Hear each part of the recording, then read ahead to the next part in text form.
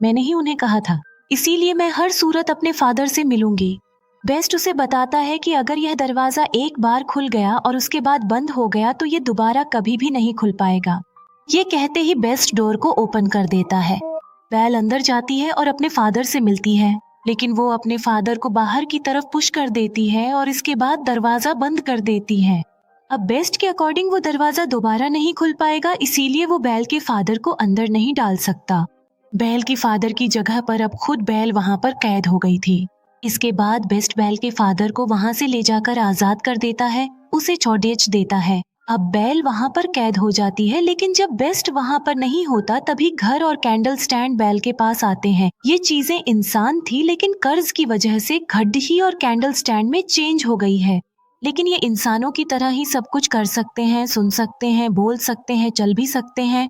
वो दरवाजा खोल देते हैं और बेल को कहते हैं कि तुम हमारे साथ साथ आओ। वो बेल को कहते हैं कि हम तो रहने के लिए एक अलग रूम देंगे, क्योंकि वो समझ गए थे कि बेल ही वो लड़ेच की हो सकती है जो उन्हें इस ऐसी आजाद करवाएगी। वो बेल को रहने के लिए एक रूम देते हैं। जब इस बात का बेस्ट को पता चलता है तो उसे काफी गुस्सा आता है, इसीलिए वो गार्डी और कैंडल स्टैंड को डांटता है और उन पर गुस्सा करता है, जिस पर वो दोनों कहते हैं कि शायद यही वो लड़ेचकी है जो हमें इस कर से आजाद करवाएगी। तुम्हें उसके करीब जाना चाहिए, उसे इम्प्रेस करना चाहिए और उसे प्यार भी करना चाहिए। वो बीस्ट को मशवरा देते हैं कि तुम बेल के पास जाओ और उसे अपने साथ खाने के लिए इनवाइट करो। ये बात सुनकर उन पर गुस्सा आता है।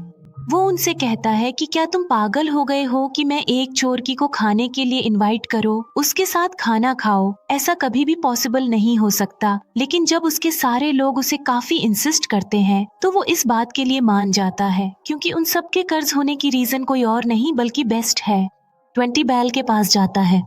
वो बेल से कहता है कि तुम मेरे साथ खाना खाओगे, लेकिन इसे रिक्वेस्ट मत समझना। बेल कहती है, क्या पागल हो, पहले तुमने मेरे फादर को प्रजनन बनाया, फिर मुझे याद किया और अब मेरे साथ खाना खाना चाहते हो।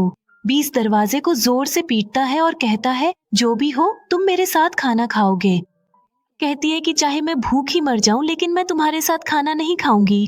जिस पर बीस कहता है कि चलो ठीक है, मैं तुम्हारी ये ख्वाहिश भी पूरी कर देता हूँ, तुम्हें भूखा ही मारूंगा। अब तुम्हें कोई भी खाना नहीं देगा और तुम भूखी मरोगी। बेल फिर भी दरवाजा नहीं खोलती और वो वहाँ से चला जाता है। जिस अंदाज से बेल ने बीस को जवाब दिया था, उसे देखकर वहाँ सभी कर्ज चीजें लाइक कैंडल स्टैंड, घड़ी पिचकर उन सबको ये कंफर्म हो जाता है कि बेल ही वो लड़ेचकी है जो उन्हें कर्ज से निजात दिलाएगी। फिर हम देखते हैं बीस्ट को, जो कि उसी रोज फ्लावर के पास जाता है 20।